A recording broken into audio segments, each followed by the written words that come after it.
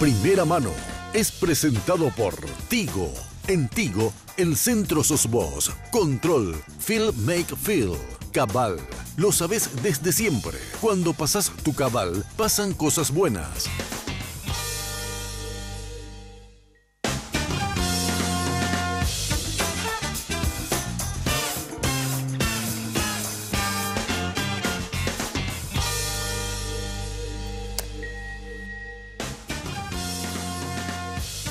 Muy buenas noches, ¿cómo están? El gusto de saludarles como cada semana, propuesta de Red Guaraní de Primera Mano. En un ratito presentamos al primer invitado, vamos a dividir el programa en dos partes. Vamos a hablar de números, de economía en la primera parte y después hablamos de política y de todo con el otro invitado. El señor Amílcar Ferreira nos visita esta noche. Saludo primero a mis compañeros. Estela, ¿cómo le va? Buenas noches. Buenas noches, Carlos. Buenas noches a la audiencia. Andrés Riquelme, ¿cómo está? Bien, Carlos. Muy buenas noches, mi respeto a los televidentes. Alfredo Boxia, ¿cómo anda, doctor? Buenas noches, Carlos, y a la audiencia. ¿Cómo están? Muy bien. Amílcar Ferreira, gracias por venir esta noche. Buenas noches, Carlos. Realmente un honor para mí haber sido invitado y bueno, un cordial saludo también a la teleaudiencia y a los miembros de la mesa. Y ya adelanto que el otro invitado es el señor paraguayo Cubas. Nada más y nada menos que senador electo en las últimas elecciones. Bueno, Amílcar, hablemos de lo que nos espera con el gobierno de Mario Abdo Benítez. Bueno, yo creo que hay desafíos importantes que le esperan a este gobierno. Yo veo tres escenarios que se pueden presentar. Primero quiero decir de que, en mi opinión, los países son procesos de evolución principalmente cultural. Ese contexto económico en cierta manera condiciona estos fenómenos que se dan en la sociedad, la economía, la política. De acuerdo al grado de avance cultural, estos fenómenos son de mayor calidad o de menor calidad, ¿verdad? Yo le decía hace rato a Estela de que, por ejemplo, un análisis de las elecciones, creo que más que ver de la táctica de si tal candidato hizo bien su campaña, me parece que en cierta manera los resultados reflejan lo que la mayoría de la gente hoy prefiere, ¿verdad? Y muchas de las cosas que suceden son porque, bueno, que probablemente también una mayoría todavía acepta cuestiones como la corrupción, el prebendarismo, etcétera. Y bueno, ese es en este momento nuestro estadio de evolución cultural. Dicho eso, en ese proceso de evolución los países enfrentan desafíos en cada etapa. Creo que en una etapa anterior que va más o menos del 2003, inicios del gobierno de Nicanor, hasta el 2017, diría, hasta el año pasado, la prioridad, el gran desafío era ordenar la casa. Y creo que en general los paraguayos lo hicimos bastante bien. Hoy somos una de las economías más ordenadas de la región y tenemos también unas tasas de crecimiento. En los últimos 2 años Paraguay se ha ubicado a la cabeza en ese ranking de crecimiento. El año pasado crecimos 4,5 y bueno, fuimos el país de mayor crecimiento en toda Sudamérica. Pero cerrada esa etapa de ordenar la casa, esto significa indicadores macroeconómicos muy ordenados y cierto blindaje que hemos dado a las dos instituciones económicas encargadas de gestionar la economía, el Banco Central y el Ministerio de Hacienda, que creo que a partir de un cierto consenso no escrito, pero que en mi opinión existe, de la clase política, empresarial también y por qué no la ciudadanía, de que con la economía no se juega, o sea, todo lo que los vicios, digamos, de la política en el resto de las instituciones públicas, pero en el Banco Central y en el Ministerio de Hacienda no. Ahí profesionales de primer nivel y un manejo en general ordenado, prudente, que es lo que nos ha llevado a construir estas credenciales que hoy nos permiten presentarnos al mundo como una economía muy ordenada. Ahora bien, los desafíos que vienen hacia adelante, ya concluida esta etapa de ordenamiento de la casa, creo que son más complejos y probablemente van a ser también más difíciles de alcanzar, justamente por esa complejidad. Tienen que ver con el fortalecimiento institucional, y esto lo dicen claramente las calificadoras, que señalan 2 aspectos como las principales debilidades de Paraguay, las debilidades que le impiden hasta ahora alcanzar el grado de inversión.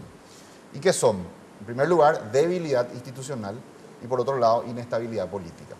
Paraguay es un país donde las instituciones en general son débiles, son muy todavía susceptibles de ser, digamos, manejadas por el poder político de turno o también por poderes fácticos, por el dinero. Y eso hace que todavía no podamos, en cierta manera, graduarnos de país serio. Quiero un poco graficar este concepto con algunos ejemplos. Perú es un país de la región con grado de inversión. Y si uno ve Perú, prácticamente todos los últimos expresidentes están imputados por la Fiscalía, procesados por la justicia. incluido el último, Ollanta Humala, que ahora, luego de casi un año de cárcel, 11 meses estuvo en la cárcel, él y su esposa. Ahora fueron beneficiados con una medida de la Corte para seguir el juicio, digamos, en libertad. Por otro lado, Brasil, que es un país que probablemente podamos criticarle muchas cosas, han tenido en los últimos 2 años unos episodios pero impresionantes de corrupción, pero creo que nadie puede dudar de que las instituciones existen y están funcionando plenamente. Ese mismo poder judicial que fue en su momento fortalecido por el gobierno de Lula y de donde salen jueces como el juez Moro, fue el mismo poder judicial fortalecido que luego envió a la cárcel a media clase política, a media clase empresarial, con empresarios pero de primerísimo nivel, de alto calibre, como Odebrecht, y al propio Lula, ¿no?, que ahora mismo está preso. Yo estuve en Chile el año pasado visitando ya la Bolsa de Valores, y en un almuerzo que tuvimos con la gente de Chile, creo que Chile es un país que se destaca justamente por esa fortaleza institucional. Ellos hablaban maravillas de, por ejemplo, los carabineros, ¿verdad? Y cómo era el orgullo, ¿verdad? Me decían, jamás se te ocurra intentar sobornar a un carabinero porque seguro que vas a ir preso, o sea, no lo vas a lograr y vas a terminar muy mal. Entonces yo un poco para interpelar a mis compañeros ahí en la mesa, les hice una pregunta de cuánto cuesta comprar un juez en Chile. Y créeme que fue una indignación en la mesa, me decían los chilenos, ¿cómo usted va a preguntar eso? Eso no ocurre en Chile, como indignado, ¿verdad? Eso no ocurre en Chile. Si hubiera algún caso, sería un caso aislado, y si fuera descubierto, bueno, sería un escándalo en primer lugar y seguramente ese juez sería castigado severamente. Yo les digo a ustedes, si yo hiciera esa misma pregunta hoy en Paraguay, ¿cuánto cuesta comprar un juez en Paraguay? Dejo la respuesta a cargo de ustedes. Creo que esa respuesta define nuestro nivel de fortaleza institucional. Tenemos que ser honestos con nosotros mismos y reconocer también eso que dicen las calificadoras, de que nuestra principal debilidad hasta ahora ha sido la incapacidad de generar un esquema con instituciones fuertes que son propios de una república, donde cada uno de los 3 poderes funcione de manera autónoma, independiente y cumpla el rol que le cabe. Es imposible hacer un análisis económico sin hablar de esto, porque ya, digamos, esa evolución de la cual hablo, ya hemos ordenado la casa y lo hemos hecho muy bien. Pero si no terminamos de completar esto fortaleciendo la justicia, haciendo que las instituciones, incluyo también la fiscalía ahí, que el sistema judicial principalmente funcione, no vamos a dar un siguiente paso. Y ahí llevo a los 3 escenarios que yo veo en este quinquenio, donde ya digo claramente el principal desafío va a pasar por eso, por el éxito que tengamos en ese proceso de fortalecimiento de las instituciones, principalmente la justicia. Un escenario negativo, un escenario que podríamos denominar normal, más de lo mismo, y un escenario optimista en el cual Paraguay pega el salto. El escenario negativo tiene que ver con 2 nubarrones que yo veo en el horizonte a partir de que ambos candidatos, tanto Efraín Alegre como Mario Abdo, provienen de lo que podemos llamar la clase política tradicional. Este análisis que estoy haciendo aplicaba para cualquiera de los 2 que ganara. Dado eso, yo temo que vuelva esa corrupción pequeña, pero a la vez amplia, generalizada en las instituciones públicas, que el nivel de corrupción aumente en el país de manera sensible en las instituciones públicas y que como resultado de eso se vean afectadas las recaudaciones, el fisco. El fisco, hay que decir de que se está, digamos, en cierta manera en una situación de equilibrio, pero tampoco es que esté en una situación holgada. Prueba de ello es la deuda que actualmente mantiene con el sector farmacéutico, nada más por poner un ejemplo, de 150 millones de dólares que, bueno, se vino bicicleteando, ¿verdad?, y que está ahí pendiente, ahora parece que se va a pagar. Entonces, que el aumento de la corrupción, me refiero al maletín que viene de las aduanas para el político que nombró, para el político que lo nombró, el robo en una institución pública, todo ese esquema que bien lo conocemos, el regreso de eso, y que eso, como te dije, termina afectando las recaudaciones del fisco y que obligue a esta nueva administración a una reforma tributaria indeseada muy pronto, en el primer año. Lo otro es problemas de gobernabilidad que podrían darse debido a esa dispersión de los votos y de las bancas en el Congreso, que le sea difícil a la nueva administración construir gobernabilidad y que eso complique las cosas. En ese escenario negativo en el cual se dan estas dos cosas, creo que eso va a terminar resintiendo la economía y asocio ese escenario a tasas de crecimiento del Producto Interno Bruto de entre 1 y 2%.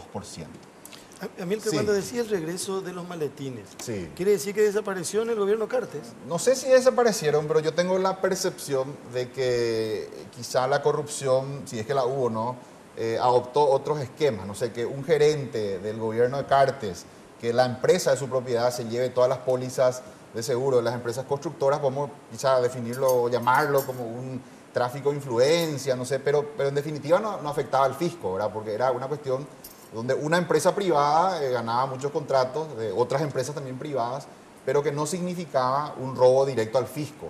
Yo tengo la impresión de que ese robo generalizado, pequeño, pero a la vez masivo en las instituciones públicas, disminuyó en el gobierno de Cartes. prebendarismo. Claro, probablemente vamos a pasar, si ocurre, ¿no?, de un esquema de negocios de los gerentes a un esquema a través de robo de los operadores vieja políticos, a la política. vieja política. Es mi temor, no digo que ocurra, pero yo veo esa posibilidad, como te dije. Y no, ni siquiera esto tiene que ver necesariamente con la voluntad del presidente.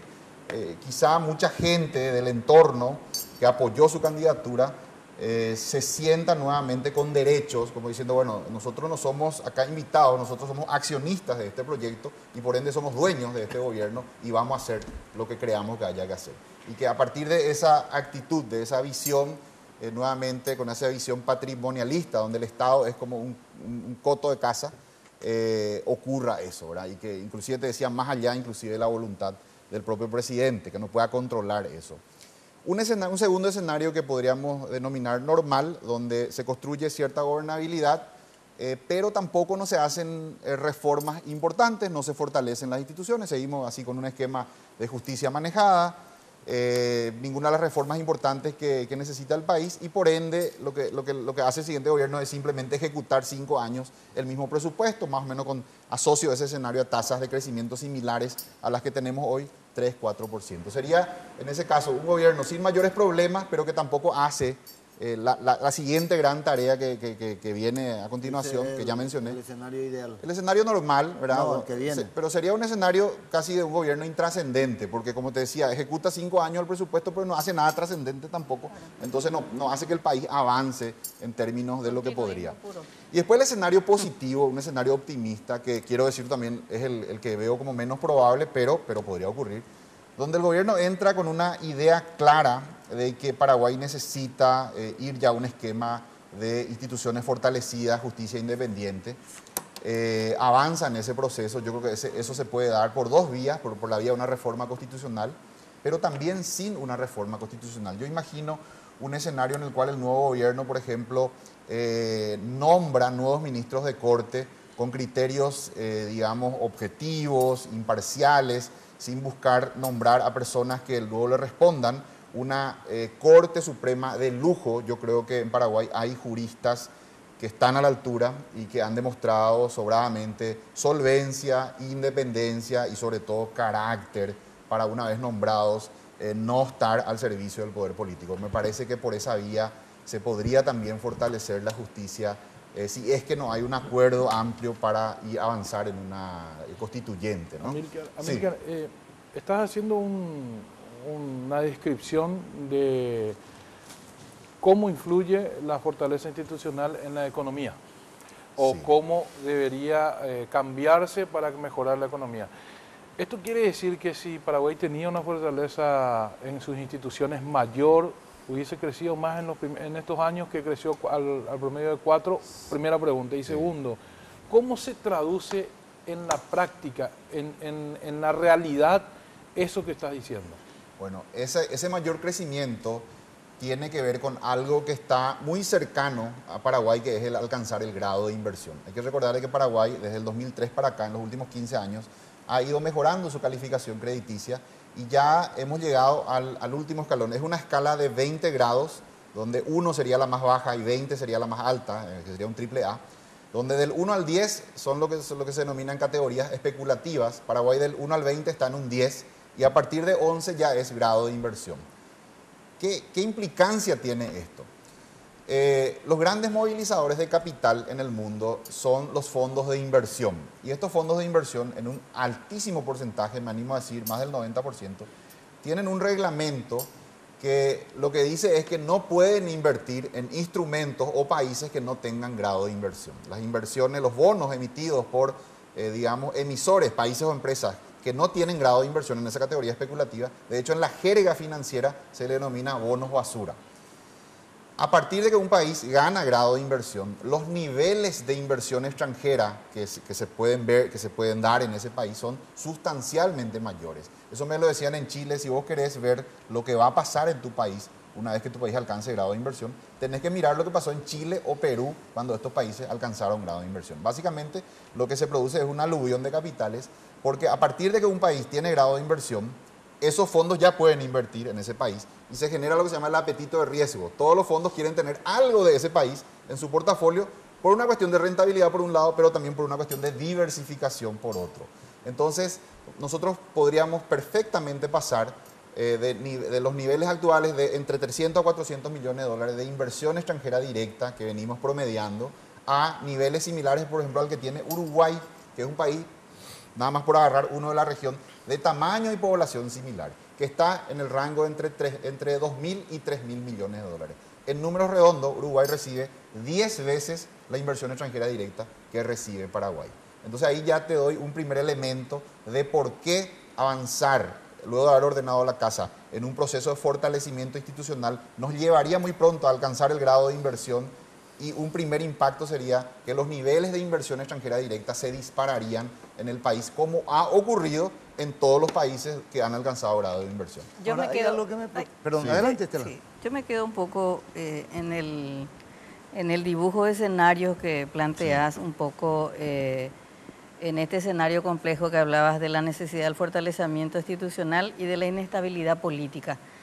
Son dos elementos fuera de la economía, diríamos, del mundo de la economía. Estamos hablando de poder judicial y estamos hablando de poder legislativo. Pero mirando lo que viene, es el mismo Congreso prácticamente, porque los elementos nuevos que entran no tienen capacidad de cambiar. O sea, un binomio colorado-liberal, que prácticamente es el mismo que tenemos hace 30 años prácticamente, es el mismo que te va a hacer la reforma judicial, o es prácticamente las mismas personas que van a participar de una constituyente. Entonces, no parece ser un futuro demasiado prometedor y que nos espera en este quinquenio. Justamente por eso Estela decía y hacía la aclaración de que ese es el escenario que veo como menos probable, porque los bueyes con los que vamos a arar son prácticamente los mismos. Entonces, ¿por qué la misma clase política que ha tenido arrodillada a la Corte Suprema, al Poder Judicial, todos estos años, nos regalaría en el próximo quinquenio una justicia independiente?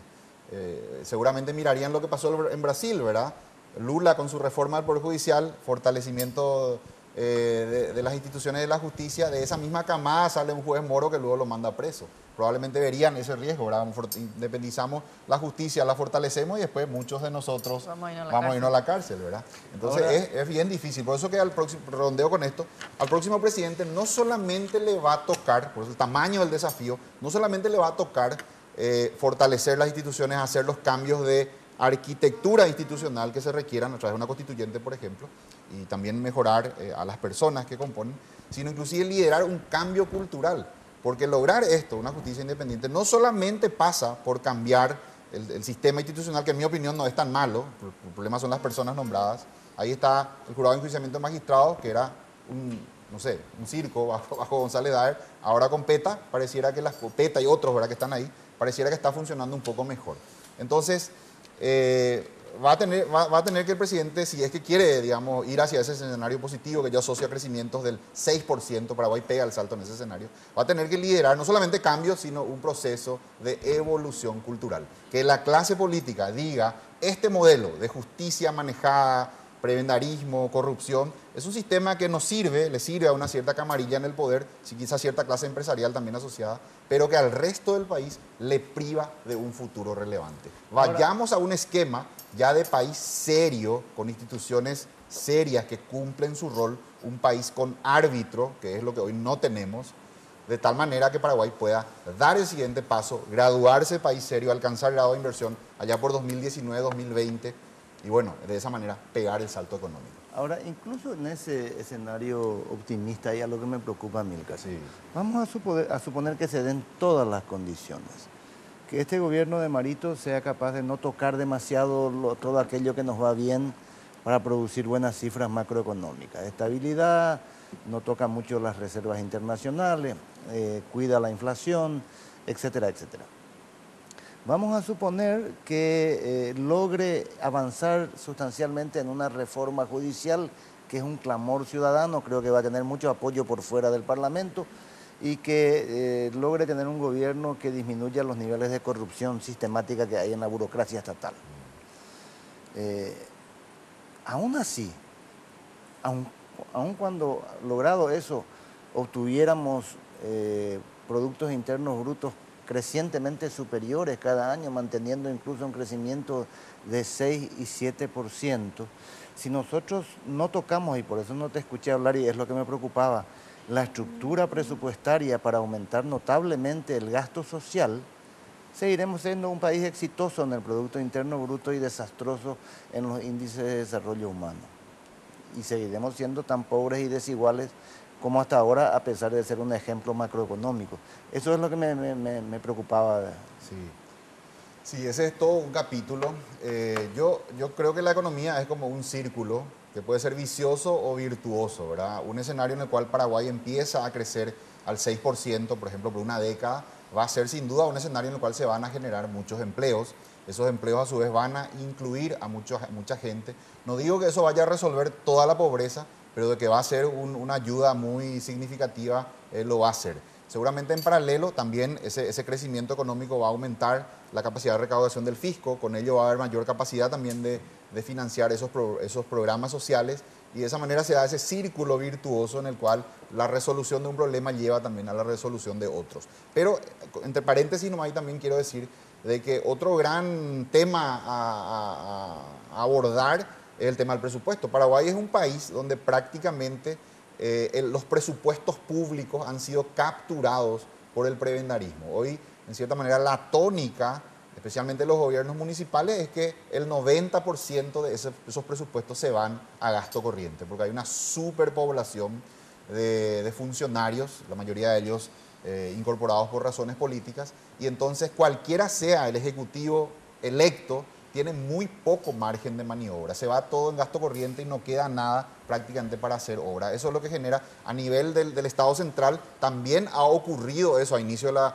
administración Cartes, el gasto corriente estaba ahí por el 90% de las recaudaciones, hoy está más o menos en un 75%, de todas maneras sigue siendo alto. Entonces se da lo que yo denomino en Paraguay gobiernos de baja intensidad, donde cualquiera sea el electo, del color que sea, asume y prácticamente es como un rehén de esa situación donde no puede, digamos, el margen de maniobra que tiene es mínimo. En el caso de Paraguay lo que hicimos fue, afortunadamente la tarjeta de crédito estaba con una línea muy utilizada en un porcentaje muy pequeño, entonces pudimos usar la tarjeta de crédito, el endeudamiento, para, a pesar de esa situación de estrechez de recursos propios, hacer obras y avanzar. Pero eso tiene un límite, ¿verdad? ¿Hasta qué nivel vamos a poder usar la tarjeta de crédito? En algún momento tendremos que crear espacios fiscales propios, ¿verdad?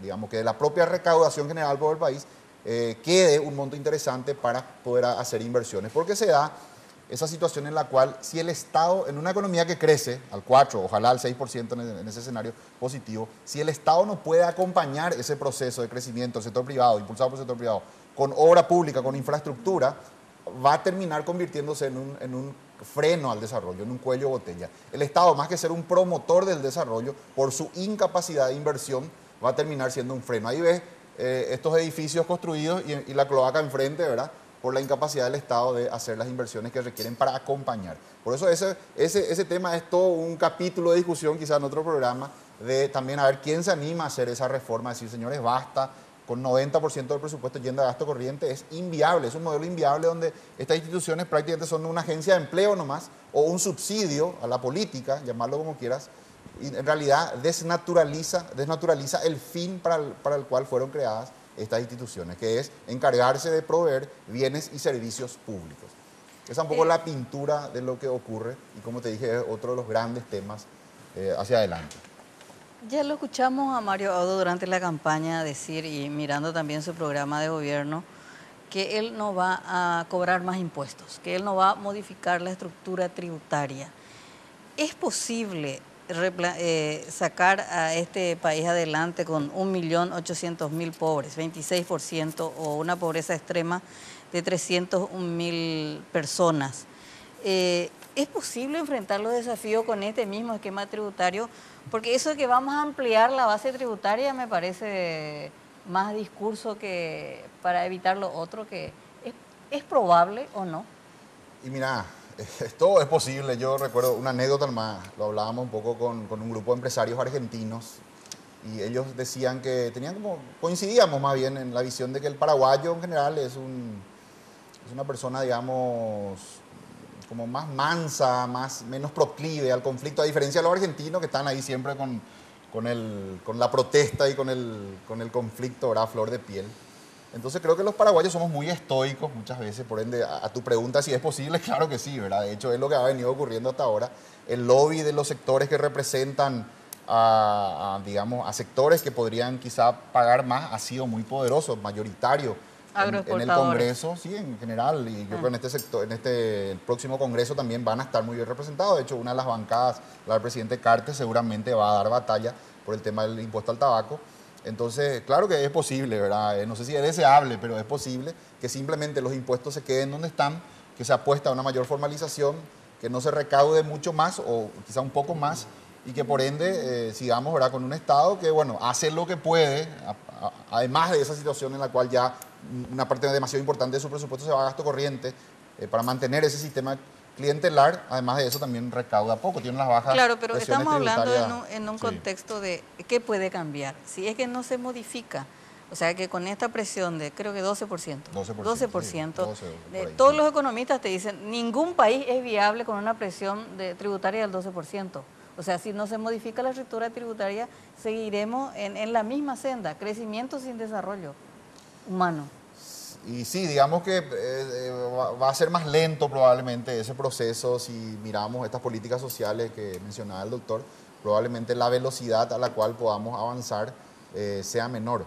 Pero más incluso que ese tema, a mí me preocupa el aspecto institucional. Creo que es como la gran tarea. A mí me alegra también por un lado de que en las primeras declaraciones que hemos visto, tanto del presidente como de gente cercana, mencionan este tema del fortalecimiento institucional como una de las prioridades. Creo que el solo hecho de que lo mencionen, vamos a ver después si los paraguayos somos capaces de construir instituciones fuertes, creíbles, como lo han hecho otros países, o fracasamos en el intento, que es también otra posibilidad, ¿verdad? De que todavía por un buen tiempo no lo hagamos. Repito, eso tiene que ver con nuestro grado de desarrollo cultural. Nada más por ponerte un ejemplo, yo creo que Paraguay viene atrasado en ese proceso de evolución cultural, porque si una mayoría de la población valora, pide, reclama este tema de que el Poder Judicial tiene que ser independiente, no podemos vivir en un país donde todo es corrupto, ¿no? Si la mayoría reclama eso, lo pone como una prioridad, yo creo que se va a dar, ¿verdad? Va a ser inevitable que eso ocurra. Pero si a la mayoría todavía no le es un tema importante, entonces no. Fíjate Chile. Si quisiéramos buscar un número que en cierta manera mida ese atraso cultural, yo encontré un número. Chile firmó en el año 1956 un acuerdo entre la Universidad Católica de Chile y la Universidad de Chicago para becar a los chilenos, ¿verdad?, a estudiar economía, a doctorarse ya, que luego los conocimos como los Chicago Boys, aquella generación que ya bajo Pinochet regresa y bueno, adquiere o ocupa cargos protagónicos en el gobierno de Chile. Y Paraguay implementa el BECAL en el año 2015. Son exactamente 60 años después, número redondo, 60 años después. Entonces llevamos ya en 1956 en Chile, la sociedad chilena decía, es importante que nuestros profesionales vayan al exterior, porque esos profesionales después van a ser útiles para ocupar los cargos en la burocracia estatal, en el sector privado, ¿verdad? etcétera. Acá, por ejemplo, vos ves que la mayoría de las multinacionales, si vos visitas, están todas gerenciadas por extranjeros. No porque las multinacionales tengan algún apego especial a los extranjeros, de hecho les sale más caro, sino que no encuentran todavía una masa crítica de alto nivel de formación en el país. Una masa crítica que pueda llenar los espacios en la burocracia estatal, en la universidad y en el sector privado. Entonces Chile ya 60 años atrás implementó su becal, por decirlo así, y nosotros lo hicimos en 2015. Entonces eso creo que en cierta manera grafica el nivel de atraso cultural que arrastramos y que explica muchas de las cosas que no funcionan y que no nos gustan a muchos los paraguayos. Amílcar, ¿qué fue lo que hizo mal o lo que criticaría de la administración Cartes en el ámbito económico? ¿Y cuál es lo que mejor, qué es lo que mejor hizo? Creo que Cartes fue un gobierno de obras importantes, pero con un enorme retroceso en lo institucional. Yo digamos, creo que el legado va a ser ese. Un gobierno que hizo algunas obras, empezó con retraso porque perdió todo su primer año de gobierno, en mi opinión, por impericia desde el Ministerio de Hacienda. No tuvieron claro qué había que hacer ahí. Perdieron un año completo, luego ese año para poder retomar las obras, otros 6 meses al final, dicen la gente del sector de la construcción que al final fue 1 año y medio prácticamente perdido. Y un país no se maneja como una empresa, un país no puedes pararlo 1 año y medio para ver qué hacer y después... Un país tiene que tener continuidad y en todo caso en ese proceso vas arreglando, acomodando las cosas que hay que mejorar. Pero luego, a partir de ese 1 año y medio, creo que hubo un proceso interesante, obras públicas que son destacables, un programa de infraestructura que el país claramente necesita, pero un enorme retroceso institucional. A partir de la decisión del presidente de buscar su reelección por una vía que en mi opinión claramente inconstitucional, creo que ahí perdió la oportunidad magnífica de dejar un legado, de salir por la puerta grande, porque yo creo que si el presidente Cartes no buscaba eso, si no, digamos, llevaba al país a un nivel de tensión institucional máximo, como lo hizo, creo que hoy Paraguay está en uno de los niveles más bajos en cuanto a institucionalidad, en esa situación va a entregar el gobierno. Creo que si no lo hacía, Paraguay tenía la chance de alcanzar el grado de inversión en este quinquenio. Creo que Paraguay, si seguía, digamos, la gestión, el presidente no se metía en ese tema de la reelección, en todo caso designaba un candidato, y seguíamos con este ritmo de cierto orden económico, creo que para el 2018 alcanzábamos el grado de inversión, el presidente Cartes se retiraba por la puerta grande, entregando un país con obras importantes y con grado de inversión. En mi opinión, perdió la excelente oportunidad de hacerlo y se retira por la puerta de atrás. Amílcar, en el Ministerio de Hacienda hubo casi un equipo sí, que trabajó en forma continuada desde la época de Nicanor en adelante. Vos hablaste hace rato de blindaje de 2 instituciones, el Banco Central y el Ministerio de Hacienda, en ese sentido. Sin embargo, le criticamos mucho a la labor del Ministerio. Acabas de decir que el primer año y medio no en tenía ese primer mucho año, norte. pero después las cosas funcionaron muy bien. Ahora, ¿cuál debería ser el perfil del nuevo ministro? ¿Te convence que se siga haciendo LEA? ¿Tiene que ser un ministro que esfuerce un poco más la situación en el sentido de cambiar lo que haya que cambiar desde esa institución tan importante? Sí, yo creo que cualquiera de los profesionales que ocuparon últimamente los cargos, incluido la ministra Lea Molina, son excelentes profesionales que están totalmente capacitados para hacerlo, ¿verdad? Nada más habría que también señalar ahí que también es un cargo que implica tener cierto carácter, cierta personalidad, digamos, porque es un cargo que está sujeto a muchas presiones y el mantenimiento de esos equilibrios macro, principalmente el déficit fiscal dentro del 1.5% del PIB que establece la ley de responsabilidad fiscal es una tarea que implica, digamos, resistir muchas presiones que seguramente las han recibido, las reciben y las seguirán recibiendo.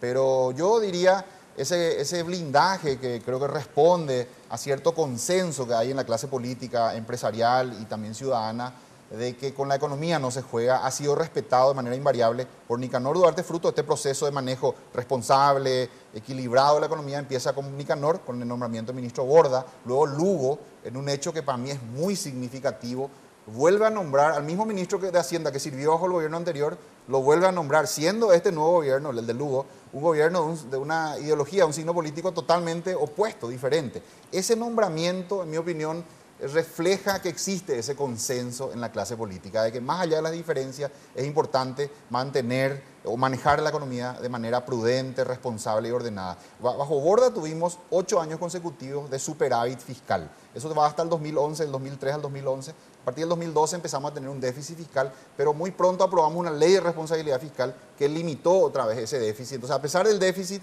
que hay que decirlo, también es un déficit en cierta manera benigno porque es 100% explicado por inversión en infraestructura y con un seguro, que es la ley de responsabilidad fiscal, que impide que ese déficit, digamos, se descontrole. Nada más por dar algunos números para graficar. Brasil está ahora con un déficit fiscal en el orden del 7,7%, Argentina está en el rango del 5,5%, Uruguay está en un 3,5% y Paraguay está en un 1,5%. O sea, a pesar de que tenemos un déficit, es un déficit muy pequeño, muy controlable, que no pone en absoluto por ahora, ¿verdad?, en riesgo las finanzas públicas. Entonces, configura uno de los aspectos más de ese orden macroeconómico que hoy alaba el mundo, ¿verdad? El mundo en general, el mundo inversor, la calificadora, señalan y felicitan eso. Pero a la vez también dicen, ¿verdad?, que la siguiente gran tarea, lo que le está faltando a Paraguay para ya cerrar y de terminar de graduarse de un país serio y merecedor de grado de inversión, el fortalecimiento de las instituciones. Amílcar, Sí. a mis dos hijos menores se les dio por seguir economía. Y viviendo con ellos en la economía, uno se pone a pensar, en mi época cuando era joven, la economía era la economía nomás, era cosa de burócratas, de gente que estaba en los bancos o financieras, que manejaba una cifra y una curva que nadie entendía porque no había divulgación ni cómo comparar. Con la década de los 80 y 90 empezamos a entender la economía política, o sea, la vinculación que tenían las circunstancias políticas con los ciclos económicos. Y bueno, allí surgieron los primeros analistas económicos que nos dieron alguna luz sobre eso que parecía tan esotérico.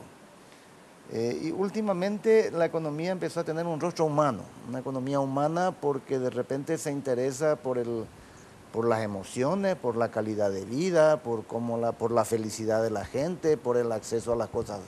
Se empezaron a medir de un modo más humano las meras cifras. Y por lo que veo y me cuentan mis hijos, el futuro es el de una economía ambiental, una economía que empiece a medir el costo del desarrollo y la civilización y el crecimiento en términos del daño a la naturaleza y que muy próximamente medirá con el mismo rigor el peso de las toneladas de soja que exportamos con el costo de la deforestación y los daños que eso produce. Y de eso veo que se habla muy poco todavía en nuestro país, mientras esa deuda ambiental se agiganta año tras año.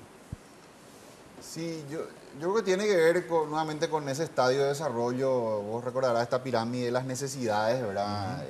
Donde en la base están las necesidades más básicas y a medida que esas necesidades muy básicas como alimentarse, vestirse, van siendo satisfechas, la gente empieza a interesarse por cuestiones un poco más, digamos, complejas o superiores, ¿verdad? Entonces yo creo que Paraguay todavía está en un estadio en el cual lo que queremos es, estamos como muy enfocados en las necesidades más básicas y a diferencia de lo que ocurre con países europeos, por ejemplo, que ya ubican el tema ambiental en una categoría. No digo que esto esté bien, que no lo hagamos, yo creo que es muy importante esa externalidad que genera la economía, el crecimiento económico con un daño ambiental importante.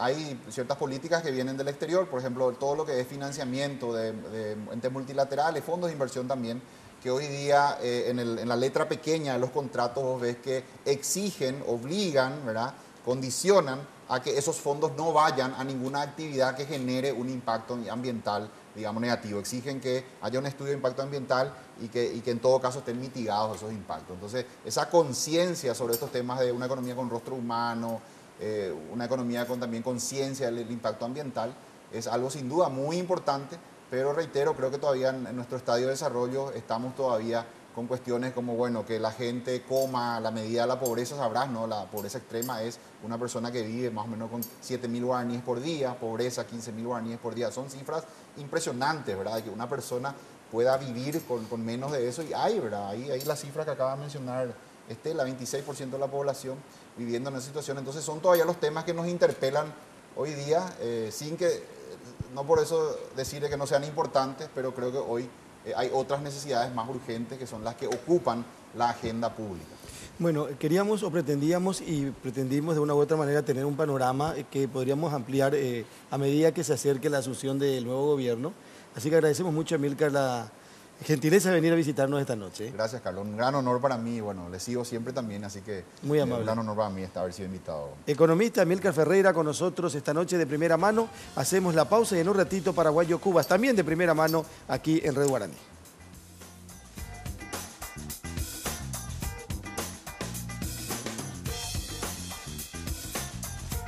Porque siempre hay una manera más fácil y en los momentos de mayor intimidad, cada segundo cuenta. Descubre el primer preservativo control con aplicador Easy Way, que facilita la colocación del preservativo de una forma rápida y sencilla.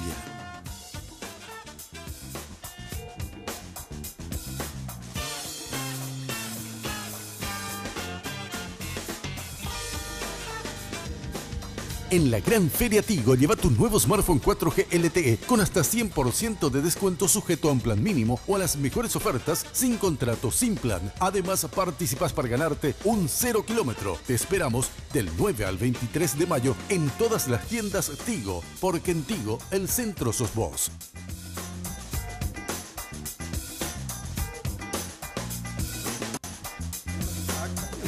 Pero vamos a ver. Bueno, seguimos de primera mano esta noche, ya así como anunciábamos, nuestro invitado, el señor Paraguayo Cubas. Gracias por venir, Payo Cubas. ¿Cómo le va? ¿Cómo anda? Excelente, y a ¿Bien? toda la mesa. Estela Ruiz Díaz, Andrés Riquelme, Alfredo Boxia. Sí, nos conocemos, nosotros con Meg, también. Bueno, hace poco nos encontramos polémica en el bar. Me ayudó mucho ese ¿Sí? programa, te cuento. Sí, bueno. para levantar el índice de exposición. Ahora ya estamos en plena, bueno, esperando la asunción, ¿verdad? Como senador. ¿Cuántos votos conseguiste al final, Paraguayo? Según el CHEP, 55.000. Según mis cálculos, 180.000. A la pucha. Y acá están las ¿Y los pruebas. 130.000 de diferencia dónde están? Y acá les voy a mostrar. Para que ustedes tengan una idea cómo se les robó en Asunción nomás. Pero ¿por qué En todo? el distrito de la Encarnación. ¿Sabe que es importante mostrar? Porque hoy incluso escuché alguna declaración de Juan Ernesto Villamayor que decía, entre otras cosas, le pido a Efraín que muestre el fraude. Efraín no va a mostrar un huevo, Efraín está ya solo y deprimido. Yo estoy trabajando con el tema de Senado y diputados y tengo bien perfilada la cuestión. Hoy tenemos una reunión en donde vamos a afilar este asunto y vamos a ir con las denuncias de carácter penal. ¿Cuál es el argumento? Bueno, hay tres formas en que se hicieron el fraude. Acá yo tengo la caligrafía de tres falsificadores. Esto yo te pido que vos mires y yo le pasé a producción también para que vayan mostrando actas en distintas mesas de Ciudad del Este, donde es imposible que varias personas hayan llenado algo con la mismísima caligrafía, si bien las firmas son diferentes. Esto, por ejemplo, yo te pido que vos mires, es en el distrito de la Encarnación. Y mostramos a propósito y habla sobre... Podés sacar la que vos... las firmas son diferentes. No. O sea, ¿o cómo es el tema? No. Las firmas corresponden a los miembros de mesa. Ajá. Perfecto. El contenido es el que fue elaborado meses antes y las mesas se compraron. Fíjate, esto por ejemplo es solamente en diputados, pues yo tengo a lo largo y ancho del país. Esto por ejemplo, fíjense, el 143, fíjense el 6, fíjense, esto ya hemos pasado con un perito que es Zárate Peña, La ¿no? misma caligrafía. La mismísima. En todas esas hojas que tenés ahí. En todas que son solamente de diputados. Y toditas y de distintos locales. de distintos locales y de distintas partes del país. La misma caligrafía hace el acta en distintas partes del país. Claro, pero firman quienes corresponden Les o voy a deben mostrar. firmar. Inclusive hacen con el campo para que el CHEP lea, cosa que ni siquiera fue enseñada en el curso de capacitadores para los miembros de mesa. Ellos hacen esto pegando acá. Esto lo hace con tanto tiempo y con tan buena letra que parece un trabajo práctico. Nadie te llena esto en 2 horas. En este caso, yo ahora estoy creyendo que solamente esta persona por lo menos falsificó mesas. Una sola en 5.000 mesas. Ahora, una cosa, estas son fotocopias de certificados de mesa, ¿verdad? Del TREP. Del TREP. Y están las de las actas que yo le pasé a producción, que pueden subir y van a ver que las de Asunción son idénticas a las de Ciudad del Este. Y acá les voy a mostrar inclusive. Pero ¿y qué pasa con las otras copias que llevan los apoderados de los partidos? Los del Partido Colorado, Frente Guazú y Liberal, no nos muestran los certificados. Ellos están en complicidad trabajando los tres. Acá la comilona fue a los partidos y movimientos pequeños. Fíjense, los ceros. Los ceros recurrentes, en muchísimos casos van a encontrar. No es posible porque esta pues no es gente de otro planeta, la de limpio. No pueden pensar tan diferente a los de Asunción. Fíjense, ponen los ceros. Cruzada Nacional, cero, puros ceros. Esta pues es gente que está imbuida de alguna otra forma de lo que ocurre en Asunción, porque no hay ni fronteras más que físicas, pero el resto de esto no está todo integrado. Miren, puros ceros, ceros, ceros, ceros. Y como pico si aquí en Asunción, limítrofe con limpio, los guarismos son otros. O sea, acá nos robaron el partido. Y acá están las pruebas. Juan Ernesto, en una actitud sofista, que es común en él, ¿verdad?, está hablando de este tema, ya por supuesto defendiendo, y a mí me preocupa, defendiendo la posición de senadores truchos. Está bien, pero yo quiero entender, como seguramente se está preguntando la gente también. Esto quiere decir que estas actas se hicieron antes de las elecciones. ¿Cómo se hicieron antes? En la magia pues vos ves el resultado, vos no ves el proceso. Esto se hizo así. Son 22.000 mesas. Sí. Se mandan a imprimir en un lugar 22.000 actas por 3. Eso es lo que la gente no entiende, porque son 3 actas Es lo que te decía. Sí. por mesa. Entonces, estamos hablando de unas 70.000 actas aproximadamente. Se mandan a hacer también los certificados de los veedores y se mandan a hacer también las actas del TREP. O sea que se imprimirán, yo no sé cuántos papeles, unos 300.000 papeles de estos. A su vez, posiblemente en la misma empresa o en otra imprenta, se hace la misma cosa duplicada. Y antes inclusive que las oficiales, se trabaja ya sobre esas, dibujando los resultados. Cuando vos instalás las 22.200 o las 22.000 mesas del país, el día previo ya vos sabés de esas 22.000, 5.000 que ya vas a comprar. Ahí te pagan 5 a 10 millones por mesario, más el veedor si es que va a romper las bolas. Y en el día Pero otra entonces vez, compraste un Colorado, un liberal, un Todo. Liberal y un Frente Guazú O una C. una sí. y compras todo, compras todo. Decime una cosa, ¿quiénes son los que se van a sentar a las mesas? Funcionarios públicos, 350.000 hay. Ponele que 100.000 se utilicen para este operativo. Bueno, espera, están todos comprados. Ok. Se hace las 12 horas de votación. Simbólicas. Sí, la gente va, deposita su voto y luego se quedan ellos de nuevo. ¿Qué hacen ahí? Simplemente firman esa acta que ya está hecha previamente. Claro, y se cambia. Ojo, no son todas las mesas del país, si no yo no hubiera entrado. No. Ponerle que un 40% de las mesas del país fueron compradas. A ver, Payo, para Hay ponerle mucho. el número a lo que estás diciendo. Dijiste 5.000 mesas por 3 integrantes No, cada mesa. Eso en la noche anterior. Son 15.000 personas. En la A noche 10 anterior. millones cada uno son 150.000 millones de guaraníes, 30 millones de dólares.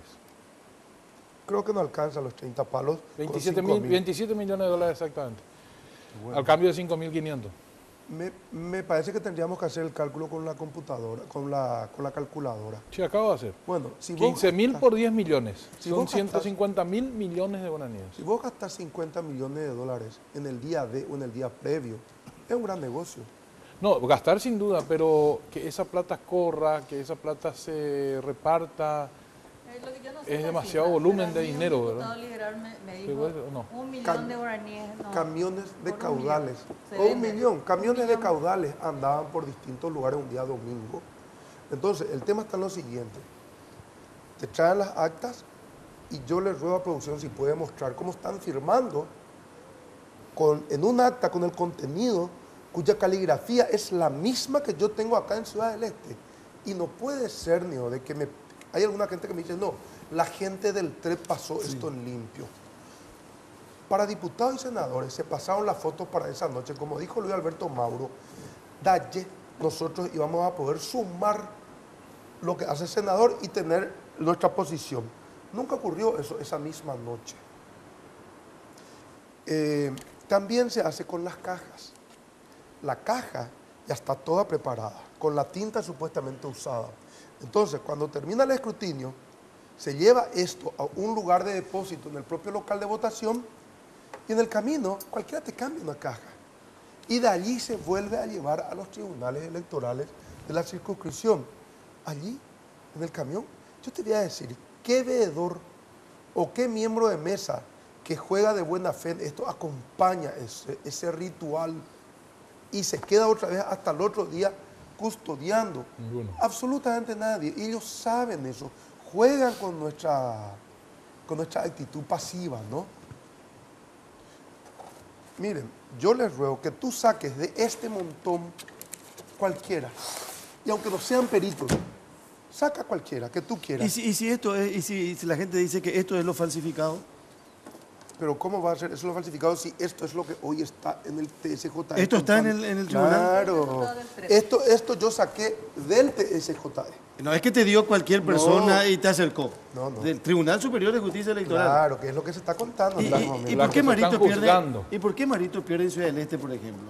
Ah, mira, yo no sé. Por tu culpa parece, porque... yo no estuve ni con Marito ni con Efraín. Nosotros estuvimos preocupados. Ahí, por ejemplo, yo les ruego que miren la caligrafía y van a ver que es idéntica. Disculpa, Carmen, acá un quilombo. No. Pero creo que te había yo dado algo. Acá. Ahí tiene él. Fíjate en esa caligrafía, si se puede agrandar. Son para presidente de la República en distintas mesas inclusive. Y Hay 3 caligrafías. claro, que se yo... repiten. Hay 3 caligrafías. Saca de este montón, que acá hay como 1000, cualquiera de ellas. Vengo, saca Sí, cualquiera. sí, ya estuve mirando. Saca cualquiera que tú quieras. Y yo te voy a dar el equivalente. Y vos, sin ser siquiera un... Acá las timotas se mezclaron un poquito. Sin ser siquiera doctor ya en este asunto, vas a ver que son la misma cosa. Ahora, para Hay yo, un- yo recuerdo que desde la época de la elección de Guasmosi se denuncia esto de que la caligrafía es una igual en una escuelita del Chaco y igualita a la caligrafía de una aña en Bucu. Eso es viejísimo. Se viene haciendo. Se y viene haciendo. continúa. Ahora, vos vas a ir, escuché, dijiste, a lo penal Claro. y vas a, no es una denuncia mediática esta, No, vas a no. acompañar en lo penal hasta que se llegue al fondo de la cuestión. Pero nunca se llega al fondo la cuestión del Ministerio Público, ¿sabes? Acá lo que se va a hacer es llamarle a miembros de mesa que vengan a decirnos en qué momento quién de ellos llenó esto. Si vos te fijas en los números que ellos ponen abajo en sus cédulas, apenas escriben, muchos de ellos por poco no ponen el cuajú, ¿verdad? No pueden tener esta letra La caligrafía. y tan ordenado y tan Ahora, apurado. y si te dicen, no, había una maestra de escuela que le pedimos que nos llene. Bueno, ¿y cómo esa misma Pueden hacer- maestra de escuela estuvo en Pilar ese día en Concepción Y en otro. y en Ciudad del Este en Asunción? No pudo haber Pero estos estado. no son iguales. No, claro, acá hay 3 caligrafías. Acá, Acá hay sí, tres. dijiste eso. Acá hay 3 básicas Sí. que yo les traigo para que ustedes comparen De diferentes lugares del país. de diferentes lugares. Este del incluso es país. Asunción, en República de Perú, Escuela de Comercio de la Encarnación y este Rodríguez de Francia. Claro. Pero es diferente la caligrafía. Claro, Se, no. se nota eso a simple vista. Este es uno, esta es otra Y caligrafía. este también. Claro, son 3 caligrafías básicas las que yo les traje. Hay una en la cual se hace mayor hincapié, que es esta. Esta, fíjate, 139. Si tú sacas cualquiera de acá, fíjate, este es de Cirilo Duarte. Sacas de cualquier lado uno, ¿no? Mira, este es San Antonio de Padua. Mira la letra. Vos, que tenés buena vista. No, es igual. ¿Cómo que no? Para mí que no. Bueno, Mira acá abajo. cómo escribe, mira cómo No, no. escribe. No, mira cómo escribe el 7 acá, Claro. el 7 todo junto y este el 7 por separado. No, yo entiendo. Juegan entre dos. Uno hace los números y otro hace la letra. Pero eso un pelito caligráfico puede No, tener, y él aunque dijo que vos ya tiene escribas un de pelito. diferente Claro. forma. Fíjate acá abajo nomás en la letra final el que suma. A eso es lo que yo me refiero. Perdón que no me expliqué bien. Mirate acá abajo el que suma. Esto sí se hace a 2 manos o a 3 manos, no hay problema. Pero el que suma es siempre el mismísimo. Yo me quiero situar ya el 30 de junio, el día de la asunción del juramento de los senadores, y todo parece indicar que Horacio Cartes va a jurar ese día con el resto de los 44. Lastimosamente. Payo Cubas dijo, le voy a cintarear a Fernando Lugo si es que le convoca. Pero no va a Ah. ser Lugo el que le va a convocar, creo. Porque ahí se le va a convocar a todos ya en marcha. Sí. Y ahí van a asistir 45 personas. Si yo agarro el cinto y lo persigo a Cartes en ese momento, Vos no vas a poder jurar. yo no voy a poder Carte jurar. y vos no van a poder jurar si pasa No, eso. y yo no voy a poder jurar. Yo voy a tener que pedir después que hagan quórum para que yo pueda jurar y ahí no voy a entrar nunca. Entonces, hay momentos en que ciertas cosas que fueron utilizadas metafóricamente en la campaña, si se van a usar de hecho, hay un tiempo y momento, una forma y tiempo. La otra vez le escuché decir a un abogado, Payo Cubas le cumplió el sueño al 90% de los abogados, que es cagar en la oficina de un juez y sin tarear a los fiscales. ¿Es así? Yo lo que hice fue evacuar en la oficina de un juez delincuente de Ciudad del Este, que es recaudador de Sindulfo Blanco, pero primero por una cuestión de un remedio que tiene que ver con el colesterol que me apremió, ¿verdad? Y no me dejaron ir al baño. Pero eso no va a volver a ocurrir. Y el tema del cintareo sí, se lo di con mucho gusto y se lo daría 10 veces más a él y al otro juez, que es el de ejecución penal, que está en la cárcel de Ciudad del Este, que cobra 30 millones de guaraníes para liberar a cada compatriota para salir.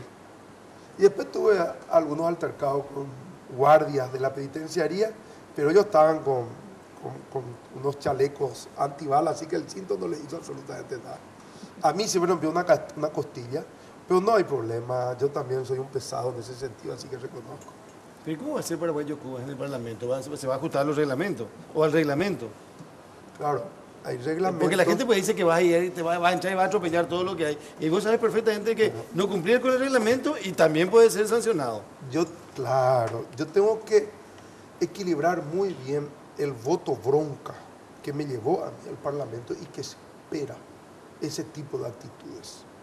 El voto bronca mío, que es voto duro, el tipo que viaja en un ómnibus entre 80 otras personas en un vehículo para 40, el tipo que hoy está vendiendo CD en una esquina cuyos abuelos tenían un inmueble y que los brasileños lo corrieron. Ese tipo de voto es el voto duro que yo creo tener. Y vos sabes que también noté el de gente mayor, adultos mayores, que parece ser que ya lo han visto todo y que ven un hálito o encuentran aquí una esperanza de que algo va a cambiar. Y por otro lado tengo que jugar a mi permanencia también en el escenario, pero no en la coreografía, no en la corte. Vos ya fuiste diputado, Payo, ¿verdad? ¿En qué periodo y por qué? 96, 98, previo a cuando vos te presentaste intendente, ¿te acuerdas? Por el Encuentro Nacional. En el 96, sí. Yo entré en el 93 por el Encuentro Nacional con Caballero Vargas, por el Alto Paraná. ¿Colorado? Soy colorado. No, pero no entró por el Partido Colorado. No, pero dio por el Encuentro Nacional y yo le pregunté si le habían sacado del partido. Me dijo que no, ¿verdad? Pero que no tenés lugar o cabida ahí. No hay que confundir el coloradismo con la Junta de la calle 25 de Mayo. Eso es lo que pasa. La gente por te dice, tiene cuentas con la justicia. Justicia no hay en el Poder Judicial. Coloradismo no está. ¿Acaso que Cartes Colorado está en la calle 25 de Mayo? Aliana pero es colorado. Santi Peña pero era colorado. Nosotros que devenimos de la época... Los Cubas sí son una familia colorada. Sí. Los primos de mi padre, porque mi padre, el coronel Cuba, estuvo preso justamente por ser colorado y confinado 10 años, justamente por ser colorado, nacionalista y republicano. Porque si Stroessner era colorado, no es una larga discusión, pero hay mucha tela que cortar allí. De todos modos, ¿tu carrera política fue por fuera del Partido Colorado? Claro, a mí en la época de Stroessner, por sedicioso, se me echó ya del padrón colorado. Y terminé con Rambo, terminé con Napoleón Ortigosa y otro preso, otrora, ¿no? Y después, cuando Blas N. fue presidente y por apoyar al bisnieto de Bernardino Caballero, que era Caballero Vargas, me volvieron a echar con otros colorados como el equipo. ¿Dos veces en Ñemose? Sí, de la Junta. De la Junta. Pero nadie te puede sacar del coloradismo. Hagamos una pausa, por favor. Tenemos que hacer un corte. Seguimos de primera mano con Paraguayo Cubas esta noche.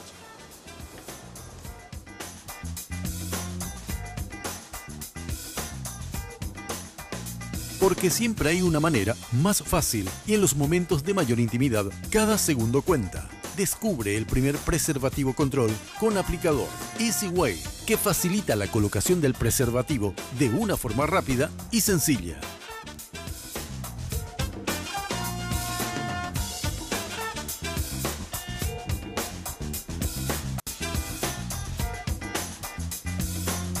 Bueno, seguimos con Paraguayo Cubas. ¿Qué pasa?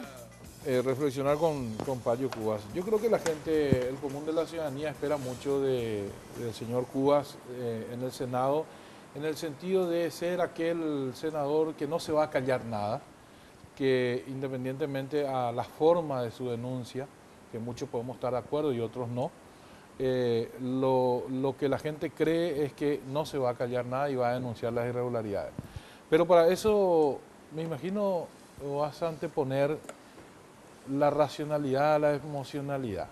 ¿Por qué te digo? Porque a mí me parece que sos como ese jugador del equipo al cual ya le echaron a un rival y ya le echaron mal y el árbitro está buscando que uno se equivoque para compensar y echarlo. Y ya tiene amarilla encima, ¿verdad? Entonces, tenés que andar con pies muy firmes ahí porque te van a buscar la vuelta y te van a querer sacar. Sí, yo, bueno, soy un insumiso, como dice el libro acá de Mengo, uno de esos libros. Y indudablemente que mi carácter no me ayuda para ser un político convencional. Yo, en estos años y con una actitud modesta te digo que soy un religioso cívico, más que un político ya, ¿no? He visto ya a mi padre décadas siendo constreñido en confinamientos, etcétera, y yo vengo de los años 80 en esta lucha y nunca decaí. Y he ido a velorios de amigos míos que no he podido decir que fueron útiles a la sociedad por más que pelearon. Entonces ojalá que cuando yo me vaya al otro oriente y ustedes vayan a mi velorio, por lo menos digan que lo intenté. O sea, para mí es más importante la historia que el dinero, el poder. Esas son cosas que solamente van a poder ustedes calificar de aquí a 5 años. Yo creo que en lo que dijiste es muy cierto, también lo que te dijo Andrés. Ciertas actitudes que llaman la atención, que incluso chocan, que son muy útiles a veces en la campaña electoral y ligeramente innecesarias cuando ya estás en el curul de parlamentario, en donde ya, grites o no, igual tenés voz, tenés llegada a la gente, ¿verdad? Pero yo creo que igual nunca hay que olvidar qué es lo que te llevó allí, qué es lo que llevó allí a Katia, a González, qué es lo que le mantiene allí a Desiree. Es esa voz que uno puede o no estar de acuerdo, pero que en el fondo uno sabe que no se va a callar. Es decir, podrá estar diciendo algo que es absolutamente contrario a lo que uno piensa, pero uno sabe que no le van a pasar desapercibidas las cosas o las injusticias que pasan allí, ¿verdad? Y eso la gente valora. Y yo creo que también la gente valora el hecho de que uno crea en lo que dice, por más que ellos no estén de acuerdo. Y si vos crees lo que estás diciendo, la gente te tiene confianza, por más que no esté de acuerdo contigo. No sé si me explico. ¿Sí? Va con lo que vos decís.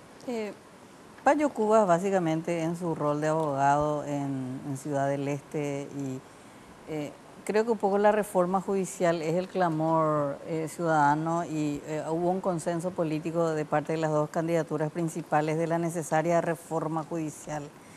¿Qué opinión tiene de Alicia Pucheta de Correa, que va a ser vicepresidenta y presidenta por unos meses? Es un mero títere. Yo la he visto en directo y la forma en que ella se comporta es absolutamente frívola, banal. Estuve en una reunión cuando tomamos ¿cómo es que se llama? El caso de Curuguatí. Dormimos 3 días ahí dentro con otras personas cuando se le condenó a una persona a 35 años. Después subimos a hablar con los miembros de la corte. Estaba el borracho Torres Kinzer, uno, ¿verdad? Estaba el que a cambio de dinero tiene placer con mujeres, que es el hijo del doctor César Garay, lastimosamente. El hijo de un personaje como César Garay es una basura, ¿verdad? Que es este Garay, ¿no? Después está el más hábil de todo, que es Antonio Frete, ese es el con mayor cintura política. Y estaba como una ura, esta que entró hace poco, la de Peña, parecen traslúcidas, con una actitud así como de emperatriz. Y secretarios en la mesa, una secretaria muy bonita y otro tipo que se nota que son muy ágiles mentalmente y es sobre quienes gira la rueda ahí en la corte. Muy bien, se le llamó a la presidenta de la corte, vino llegando, era Mr. Burns. ¿Ustedes vieron Mr. Burns alguna vez en Los Simpsons? Igualita. Se sentó. ¿Quiénes son ustedes? Dijo. Y nosotros somos los que estamos hace 3 días ahí abajo durmiendo, qué sé yo. ¿Dónde están durmiendo ustedes? Estábamos en su casa hace 3 días, no tenía ni la más mínima idea de quiénes éramos, con todos los campesinos y toda la gente La enfrente. doctora con todo el- Pucheta, Alicia.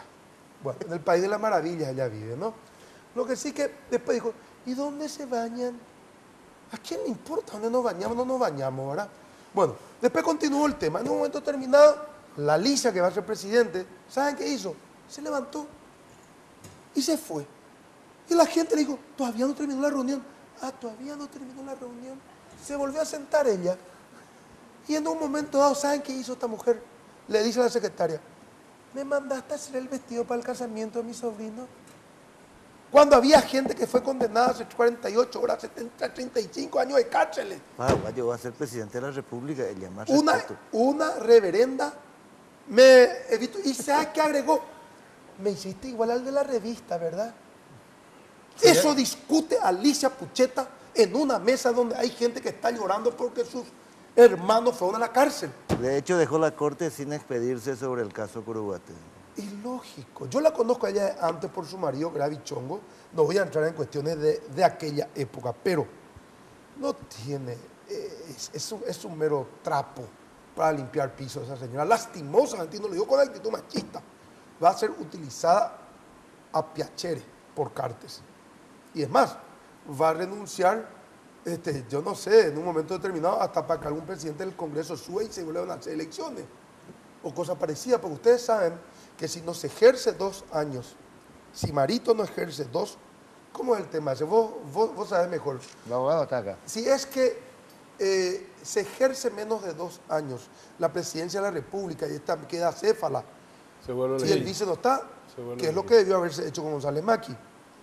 Ahora, si Marito ejerce más de 2 años, eso ya, perdón, que no tiene nada que ver con la de Pucheta, pero por ahí me inspiró nomás la figura de esta señora, que es una tristeza absoluta que la lleven a ese cargo. Una tristeza absoluta lo que ya esté en la corte. Después dice que va a ser rectora de la UNA, como para completar el círculo. Cualquiera es rector de la UNA, cualquiera. También va a ser rectora de la UNA. Es lo que publicó Última Hora. Directora de ayer. Itaipú, rectora de la Porque- UNA, embajadora de la UNA, embajadora de la OEA. El lunes, E integrante de la nueva Corte Y Y, retorno. que va a retornar a la Corte Suprema también en la nueva Mira, selección. si nos hacen esto y nos meten no el dedo donde no nos alumbra el sol, sino que el pie entero, ellos van a continuar haciendo lo que quieren. Es una nomenclatura que nos tiene secuestrados.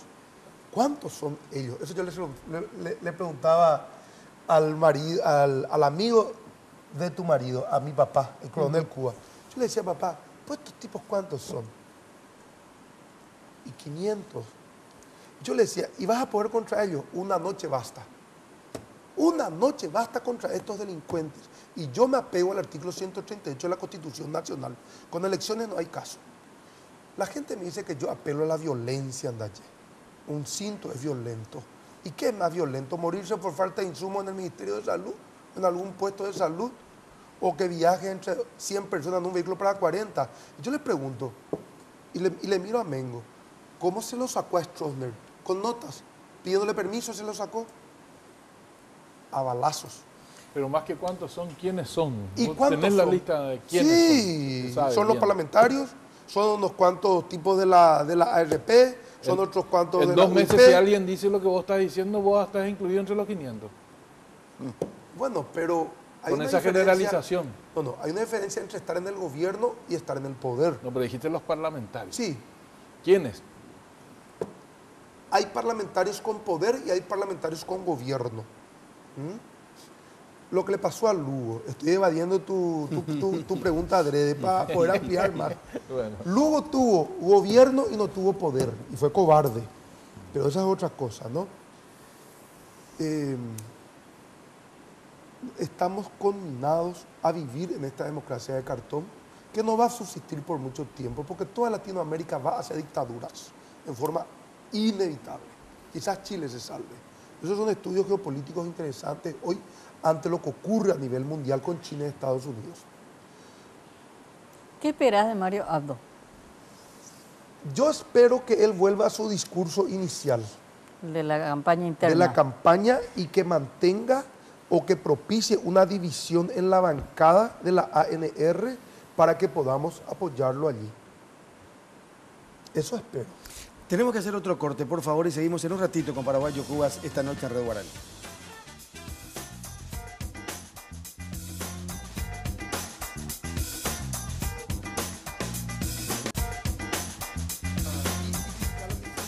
Acá me dicen, me preguntan, ¿por qué te llamas paraguayo? ¿No tenés casi tocayo o no tenés luego tocayo? Tengo tocayo. ¿Tenés tocayo? Tengo un tocayo que es mayor que yo y después tengo como 6 tocayos que son menores que yo en Paraguay.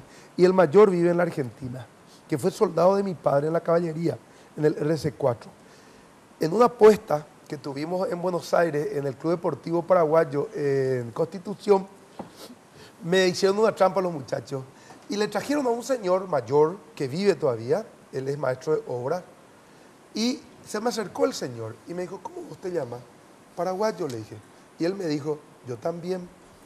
Y como yo estoy acostumbrado a ganar esas apuestas, le dije, no, yo me llamo paraguayo, yo también. Y yo siempre le digo, te apuesto una gaseosa que me llamo paraguayo, ¿no? Y le dije, te apuesto una gaseosita que me llamo paraguayo. Y él me dijo, no, yo te apuesto un cajón de cerveza que me llamo paraguayo. Y ahí vinieron los perros atrás. ¿Qué va a ser ese viejo que se va a llamar paraguayo, verdad? Me empezaron a hacer la cabeza y yo estaba fenomenal con que yo tenía el velo, ¿no? Claro, no es fácil. Sacamos documentos al mismo tiempo. Yo saco mi cédula y él saca su documento argentino. Paraguayo San Martín Reynoso. Reynoso su apellido. San Martín su nombre. Paraguayo San Martín. Y me abraza el señor y se emociona y me dice, yo era soldado de tu papá en el RC4. Y me dijo, tu papá siempre me dijo que alguna vez él iba a tener un nombre y que le iba a poner mi nombre. No. Imagínate. Y ahora pagame la cerveza. Pero pagame la cerveza. Y tuve que poner media docena de esas quilmes allá, ¿no? Pero el chivo, ¿no? ¿Dónde naciste? En Washington. Porque mi padre estaba como con una figura diplomática, como agregado militar en un cuerpo de la OEA. Y nací en el Walter Reed, que es un hospital militar a cuadras de la Casa Blanca. Pero soy paraguayo natural por la constitución anterior y por la actual. Tu padre fue el comandante de las fuerzas paraguayas del contingente que fue República Dominicana. Sí, en el año 64, 65. Se enamoró de los revolucionarios, le entregó su pistola a Camaño Deño contra todo protocolo, ya vacía la recámara. Camaño Deño subió a uno de estos helicópteros soviéticos y mi viejo vino. Al poco tiempo ya estuvo. Tu padre se fue acá como coronel de Stroessner y volvió revolucionario. Papá se fue como teniente coronel realmente y fue uno de los coroneles más jóvenes de la historia paraguaya, con 33 años. Y volvió con ideas progresistas, están en sus libros, un libro que hemos logrado recopilar, sus escritos, y él decía, estos no son comunistas, son comenadas. Y eso le costó ya después el confinamiento, exilio y una serie de cosas. Con los votos de Quelembú, la gobernación era de la oposición. ¿Cuál es la oposición allá? Mira, la oposición del Partido La Colorado. hermana de Carlos Portillo es la oposición, no sé cómo explicarte, ¿verdad? Es difícil hablar de este tema de la oposición. ¿En serio, pues yo que Quelembú sacó supuestamente 45.000 votos en Alto Paraná y yo saqué 23.000. No hay lógica allí. En el año 98 yo saqué 76.000 votos para ser gobernador.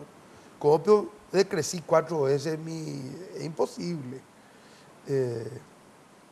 La gobernación en Alto Paraná con Quelembú se hubiera ganado, porque Quelembú también es colorado y lo hubiera escindido realmente a mi compañero que fue miembro de mi centro de estudiantes, a González Báez, que en la gobernación. Pero los liberales siempre con el tema de su estructura, que sus cuadros, vola.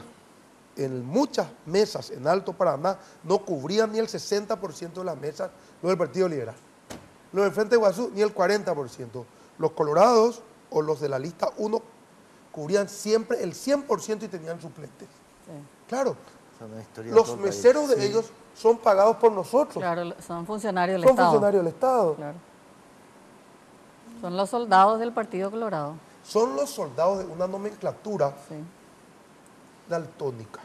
Ellos no tienen color. Llano no es ya ni liberal ni colorado. González Dar no es ya ni colorado ni liberal. Ellos son daltónicos, ven el verde solamente. Son parte de una nomenclatura que les importa un carajo el trapo y la polca.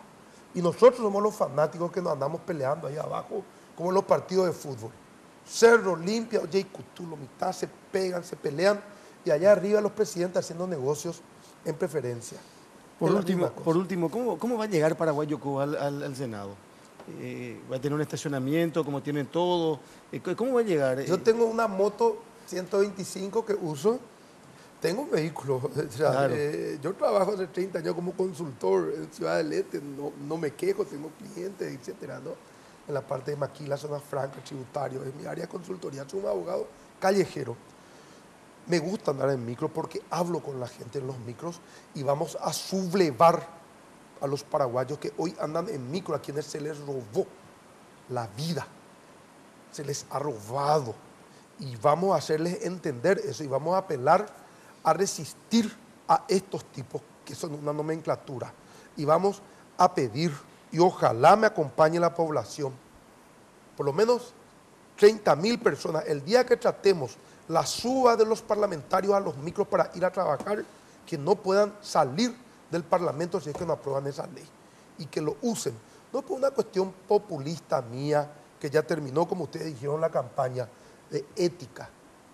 ¿Qué parlamentario va a poder subir a un micro sin ser ahorcado o escrachado?